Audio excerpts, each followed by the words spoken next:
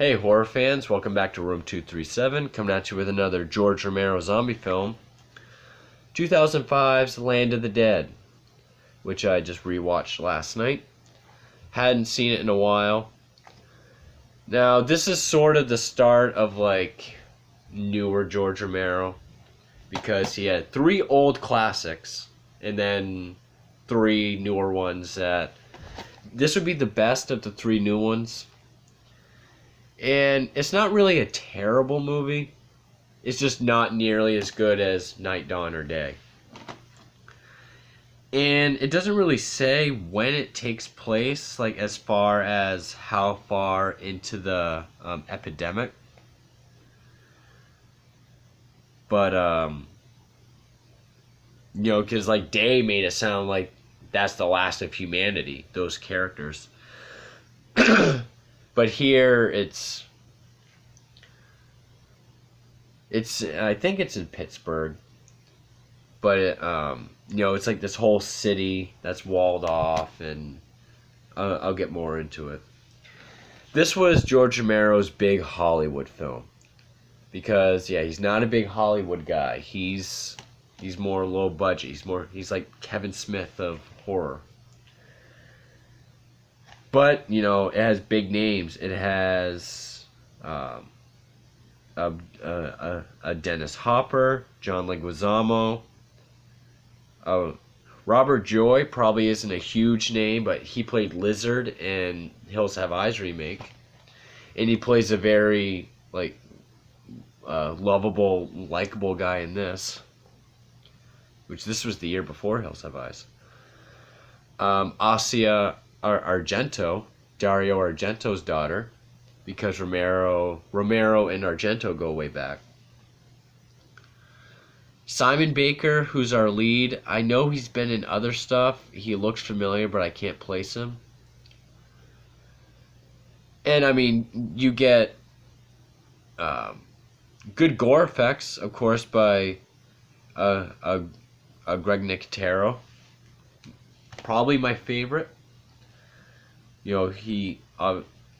Which he also did Day of the Dead. Now, the thing with this movie is Romero is used to, when he makes zombie films, doing them on a low budget, trying to convince actors and his friends to help him out making this movie.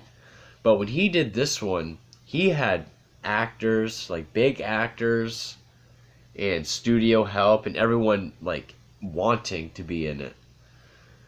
This was pretty much made more or less out of respect for Romero. Even John Leguizamo is a big fan of his. I will say the social commentary really pelts you over the head in this one. It's not,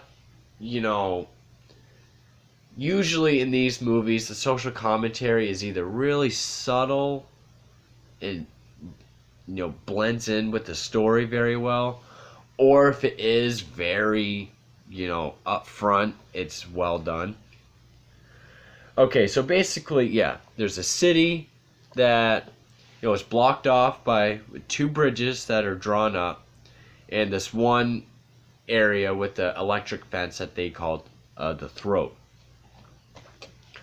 Now, every night there's this sort of pseudo-military that goes out, and they go to stores and whatnot, and they find goods to bring back to the city. But they also take the dead and just dump them somewhere off the city. Dennis Hopper is sort of the president, I guess, on top of this place called Fiddler's Green, which is like that big skyscraper. Now, the rich and the wealthy get to live in Fiddler's Green, while everyone else lives in squalor. And pretty much what kicks this all into motion is John Leguizamo is one of the guys that goes out at night.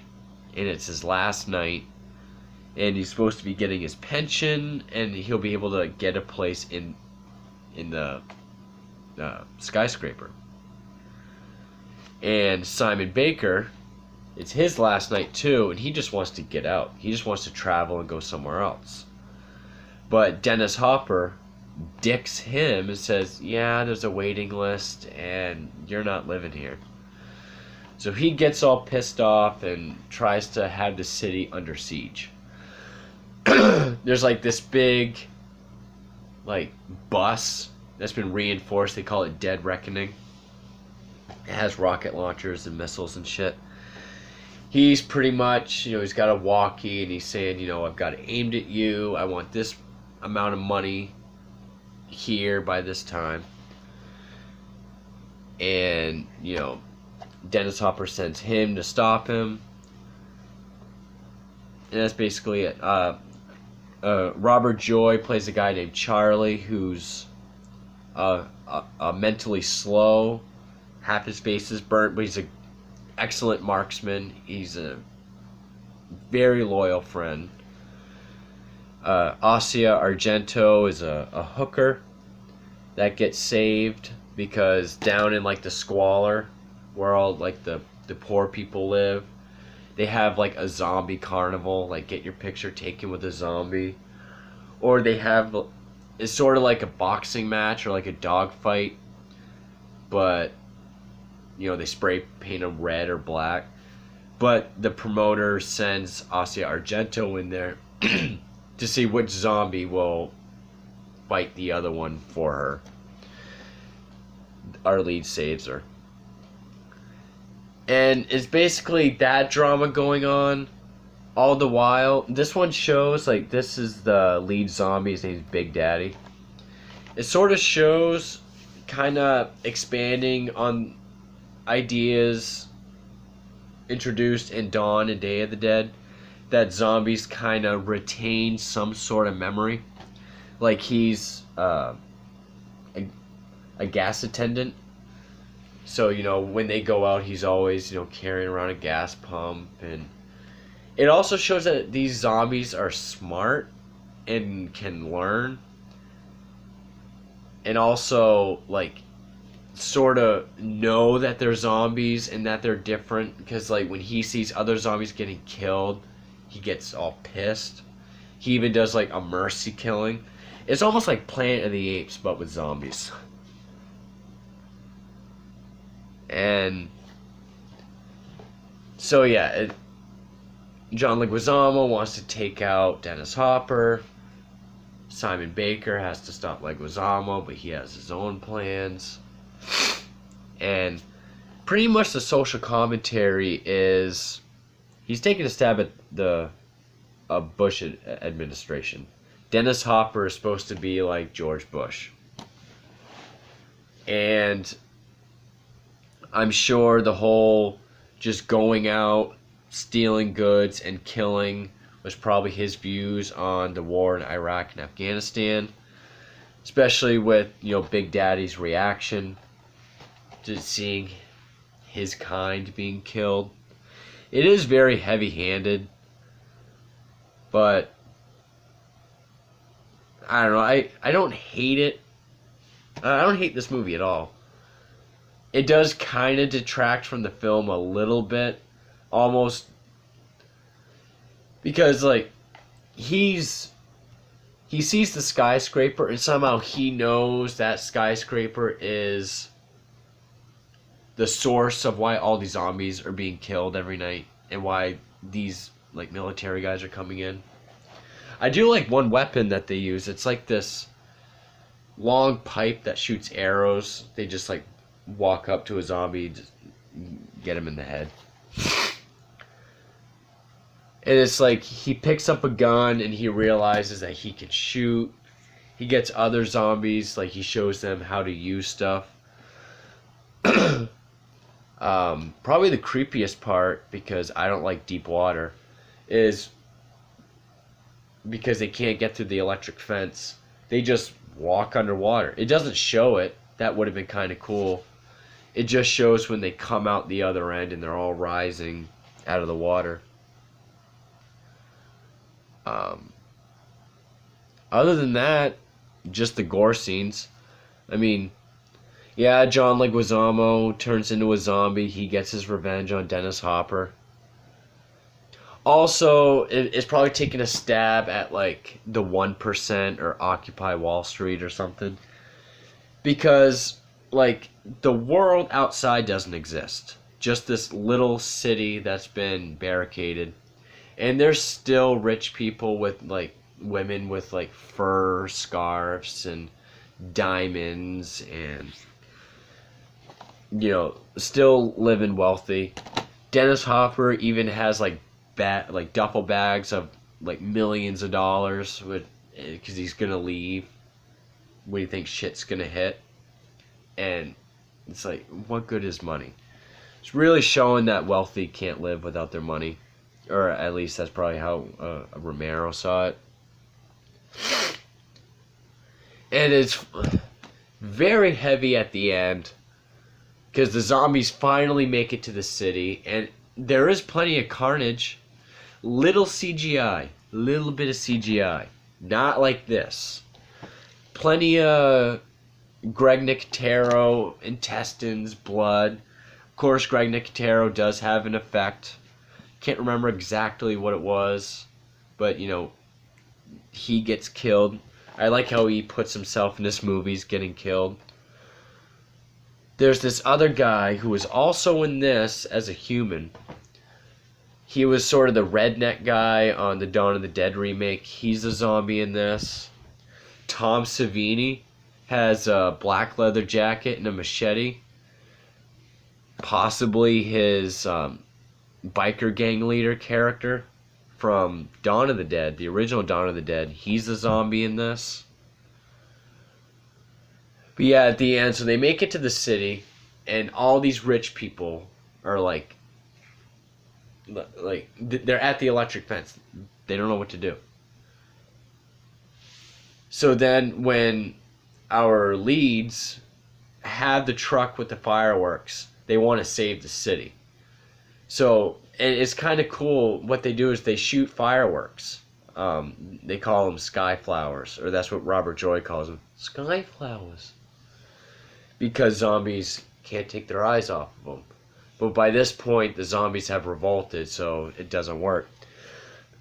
So when they get to where the zombies are, it's just like everybody's dead. It's like we're too late. Sky flowers don't work anymore. But then, so then they just shoot all the zombies, and it's just like, we're too late. Then Dario Argento's like, no, look. Then all the poor people come out, and there's like, we saved them. So it's like, yeah, fuck the rich. So yeah, I mean, it's very heavy-handed. I know this review hasn't gone too much in depth, like with the story. I think it felt a little clunky, like there was a lot going on in it. Just, I mean, night, dawn, and day, it's all in one setting, so, small group of people, and zombies. This is probably why he did Diary of the Dead next. Because this is what happens when Hollywood gets a hold of it. You gotta have this angle, you gotta have that aspect. And, it did feel a little too Hollywood, but at least the gore is there. I've always liked John Leguizamo. Dennis Hopper's always a good asshole. But I would say this is the last of Romero's good Dead films. Diary of the Dead, I don't hate it, but it's not very good. This one is better. It was probably the last. Big Daddy's a very a memorable zombie. It's kind of cool, it's how they made him smart and how they learn and how he gets other zombies to do stuff. Some of the gags were great. Like, it's not quite like in Hatchet, but you see one zombie grab someone like that, but it just like pulls their skin like all the way through the scalp. And just, lots of intestines. You do get a lot of great zombie carnage. That is one thing that I can grant this. But yeah, The social commentary was quite heavy. I don't like to get into politics. I'm a little more to the right side, so it is kind of like, okay. But it's a movie. I know it's a movie, but that I just felt it was a little too heavy for a zombie film. But yeah, it's not bad. It's just not particularly great, like his previous three. But yeah, I know this hasn't been very in depth or anything, but yeah, I don't know. But I don't know. I'm kind of tired. But anyway, that's George Romero's Land of the Dead, and thank you for watching.